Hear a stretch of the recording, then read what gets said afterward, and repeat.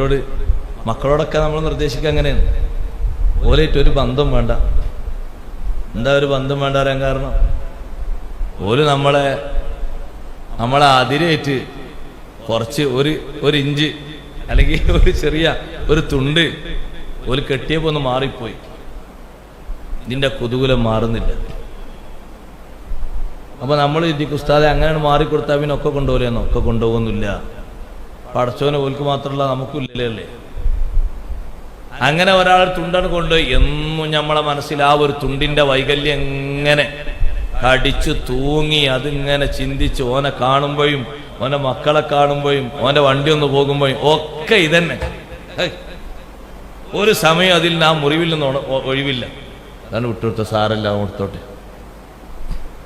അഫുവിന്റെ മാർഗല്ലേ മഹാന്മാരൊക്കെ ഏറ്റവും തോനെ സ്വീകരിച്ചത്. നിങ്ങൾ ആലോചിച്ച് നോക്കൂ, വിശുദ്ധ റമദാനിൽ ചാട്ടവാറ് കൊണ്ട് അടി കിട്ടിയതാണ് അകാരണമായിട്ട് അഹ്മദ് ബിൻ ഹംബൽ റളിയല്ലാഹു അൻഹുവിന്. എത്ര ആളാ അടിച്ചത്? ചാട്ടവാറ് കൊണ്ട് മാറി മാറി അടിച്ചത് 150 ആളാണ്.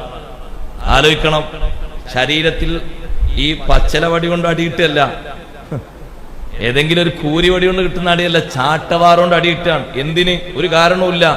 അന്നത്തെ രാജാവ് കൊണ്ടുവന്നൊരു വിവാദത്തിന് കൂട്ടുനിന്ന് കൊടുക്കാത്തതിന്റെ പേരിൽ, അല്ലാഹു തആലാന്റെ ഖുർആൻ അത് മഖ്ലൂഖാണ് എന്ന് പറയാത്തതിന്റെ പേരിൽ.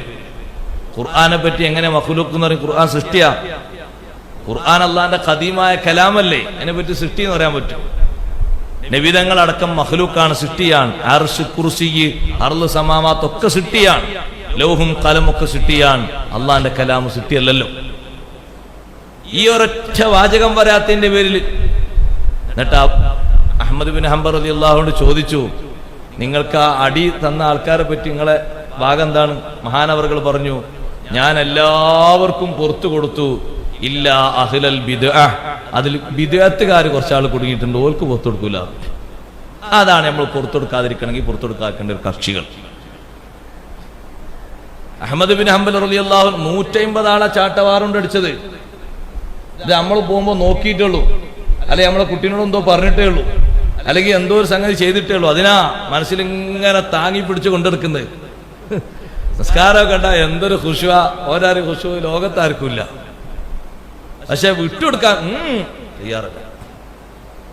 അതാണ് വിട്ടുകൊടുത്തേക്ക് സഹോദര, അതാണ് മാപ്പ് കൊടുത്തേക്ക്. ഇത് പ്രശ്നമല്ല. അല്ലാഹു തആല വിട്ടിട്ട് എത്ര പാപങ്ങളുണ്ട്.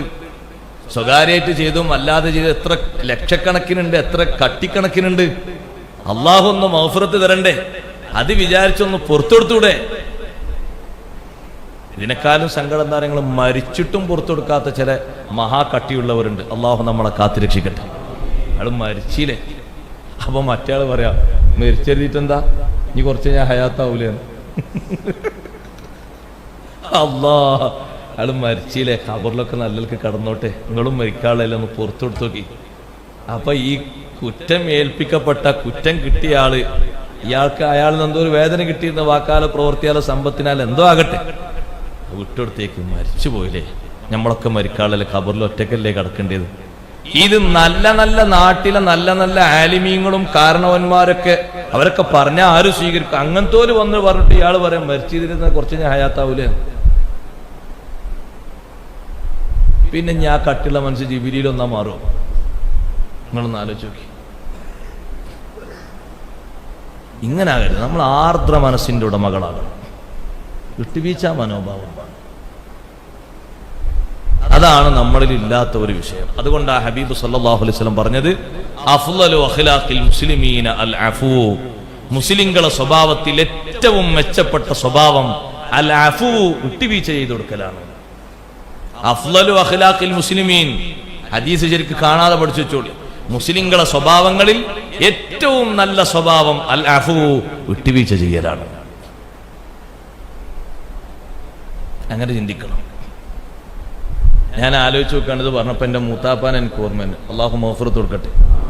മൂത്താപ്പ മരിക്കുന്നതിന് മുമ്പ് മൂത്താപ്പൊക്കെ ഉറക്ക കെലിമ 3 വട്ടം ചൊല്ലി മരിച്ചതാണ്. ഊതില്ല എല്ലാവർക്കും, നമുക്ക് മനസ്സ് നന്നാക്കിയുള്ളൂ. ഒരു 2 ആഴ്ച മുമ്പ് കാണാൻ വേണ്ടി പോയപ്പോൾ മൂത്താപ്പ ഒരു അറവ് കച്ചവടക്കാരനെ കന്ന് കൊണ്ടുവരും, ചന്തയിൽ അറക്കും. അങ്ങനെ പലരും കന്ന് വാങ്ങിപ്പോകും. അങ്ങനെയാണല്ലോ ചന്ത. അപ്പം ഞാൻ ചോദിച്ചു മൂത്താപ്പാനോട്, മൂത്താപ്പ ആർക്കെങ്കിലും എന്തെങ്കിലും കൊടുക്കാണ്ടോ? അങ്ങനെ കുറച്ചൊക്കെ സീരിയസിലാണ്. എന്നാലും ദിക്റങ്ങനെ ചൊല്ലുന്നുണ്ട്. ഞാൻ ആർക്കൊന്നും കൊടുക്കാനില്ല. തബ കിട്ടാൻ ഒരുപാടുണ്ട് മക്കളെ, കിട്ടാൻ ഒരുപാടുണ്ട്.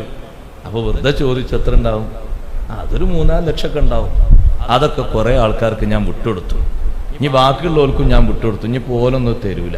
നമ്മൾ ഓലെ കൊണ്ട് വെറുതെ ഇടങ്ങാറാണ്, നമ്മളെ കൊണ്ട് ഇടങ്ങാറ് ഓൽക്കും വേണ്ട. ഇതാണ് മനസ്സ്. ഇത് 100 റുപ്യല്ല, ലക്ഷക്കണക്കിനത്. ഇത് പലയിടത്തുനിന്നും അധ്വാനിച്ചു കൊണ്ടുവന്ന ഹലാലായ സ്വത്തിനാണ് ഈ കാശ് കിട്ടാതിരിക്കുന്നത്. പക്ഷേ നമ്മൾ ഏതായാലും മരിച്ചു പോലും നമ്മളെ കൊണ്ട് ഇനി ഓലൊന്ന് കുടുങ്ങണ്ട, ഓലൊന്ന് സ്വസ്ഥായിക്കോട്ടെ, ഓല കബറിലും ഓല ആഖിറത്തിലും ഞാനത് വിട്ടുകൊടുത്തു. അങ്ങനെ 3 വട്ടം കെലിമ ഉറക്ക ചൊല്ലിയിട്ടാണ് മരിച്ചത്. ഖൽബിന്റെ ക്ലിയറാണത്. അതിങ്ങനെ ഇരുന്നാൽ കിട്ടൂല, മേപ്പോട്ടൊക്കെ ഇരുന്നാൽ കിട്ടൂല. മനസ്സ് നന്നാക്കണം, വിട്ടുവീഴ്ച ചെയ്യണം. 10-15 വർഷത്തായി ഭാര്യയോട് തെറ്റിയിട്ട്. എന്താ പ്രശ്നം? ഭാര്യ അയലക്കാരനോടൊന്ന് സംസാരിച്ചു എന്നുള്ളതാണ്. ഇയാൾ എത്ര പെണ്ണുങ്ങളോട് സംസാരിക്കല്? കേസ് ഞാൻ പറയണെങ്കിൽ ധാരാളമുണ്ട്. വളരെ ചീച്ചലാണ്. ഈ മൈക്കൂടെ പറയാൻ തന്നെ മടിയുണ്ട് എനിക്ക്. അയലക്കാരനോടൊന്ന് സ്വാഭാവികല്ലേ, എന്തെങ്കിലും ആവശ്യത്തിന് സംസാരിക്കൂലേ? ഒക്കെ മുത്തൊക്കെ നിങ്ങളാ.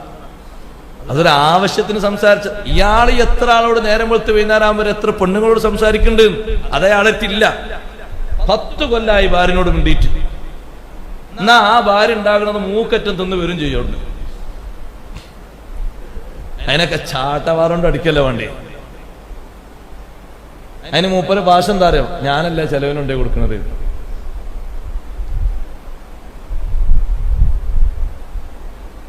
ഉമ്മാന്റെ വസിയത്ത് എന്താ പറയാ മക്കളോട്? ഈ മിണ്ടാത്ത വാപ്പാനെ പറ്റി ഉമ്മ മക്കളോട് എന്താ പറയാ? മക്കളെ, നിങ്ങളെ വാപ്പാന്റെ ആര് നിങ്ങൾക്ക് സ്വീകരിക്കാൻ കിട്ടുന്ന ഭർത്താക്കന്മാരെ നിങ്ങളാക്കരുത് കേട്ടോ. നിങ്ങളോരോട് മുണ്ടി പറഞ്ഞ് നല്ല രൂപത്തിൽ അനുസരണത്തിൽ നിൽക്കണം. നിങ്ങളെ വാപ്പ എന്നോട് മിണ്ടാത്ത കണ്ടിട്ട് നിങ്ങളും ഇതേ ഒരു ശൈലി പകർത്തരുത്. ആ ഇഖ്ലാസുള്ള ഉമ്മ മക്കളോട്. ഇതൊരു സങ്കടമാണൊക്കെ. അയൽക്കാരനോട് പ്രേമിച്ചതൊന്നുമല്ല, ഓനെന്തോ ഒരു തമാശ പറഞ്ഞപ്പോ ചിരിച്ചത്. സ്വാഭാവികമായിട്ടുണ്ടാവൂല. അയൽവാസികളൊക്കെ ആകുമ്പോ ആരാ അപ്പം നോക്കാത്തവരും ചിരിക്കാത്തവരുണ്ട്. അങ്ങനെ പലരും പറഞ്ഞു. സംസാരിക്കുന്നിടത്ത് വരെ പിടികൂടിയിട്ട് ചിലര് പറഞ്ഞു, ഇപ്പൊ ആ പെണ്ണിനോട് സംസാരിച്ച എന്റെ പെണ്ണുങ്ങൾ കണ്ട അങ്ങനെ ഉണ്ടാവും. അപ്പൊ അയാൾ പറഞ്ഞു, ഞാൻ സംസാരിക്കണ നോക്കണ്ട, ഓളും ഉണ്ടാൻ പാടില്ല. അപ്പൊ നിയമം ആർക്കാ?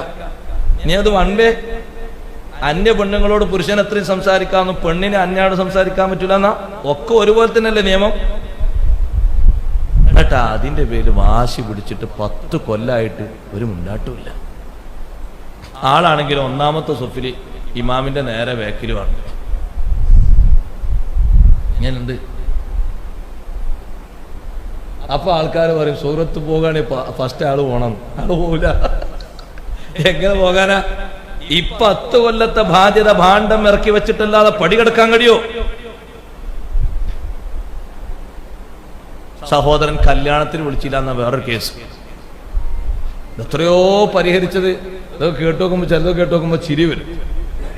സ്വന്തം ചേട്ടൻ കല്യാണത്തിന് വിളിച്ചില്ല എന്ന് പറഞ്ഞാൽ ഇയാൾ അന്ന് ഇവിടെ എത്തിയിട്ടില്ല. കല്യാണം നടക്കുന്നതിന്റെ തലേന്ന് രാത്രിയാണ് ഇയാൾ എത്തിയത്. അപ്പൊ ഇയാൾ ഗൾഫൊക്കെ വിളിച്ചു പറഞ്ഞു, പൊരയിലും പറഞ്ഞു. അയാൾ വന്നിട്ടൊന്ന് അവിടെ പോയി പറയാൻ കല്യാണ തിരക്കിൽ അയാൾ കൂടിയില്ല. മറ്റയാൾ കല്യാണത്തിന് വന്നില്ല. ഓ എൻ്റെ റബ്ബേ, അയാളൊക്കെ ഏതെങ്കിലുമൊക്കെ ഒരു പഴയകാലത്തെ മഞ്ചലേറ്റി കൊണ്ടുവരണം കല്യാണത്തിനൊക്കെ. എന്തിനാ ഇതൊക്കെ സഹോദരങ്ങളെ? ഇതാണോ നമ്മുടെ സ്വഭാവം? മുസ്ലിങ്ങളുടെ സ്വഭാവം ഇതാണോ? വിട്ടുവീഴ്ച ചെയ്ത് ജീവിക്കാനുള്ള മനസ്സ് നേടിയെടുക്കണം എപ്പോഴും.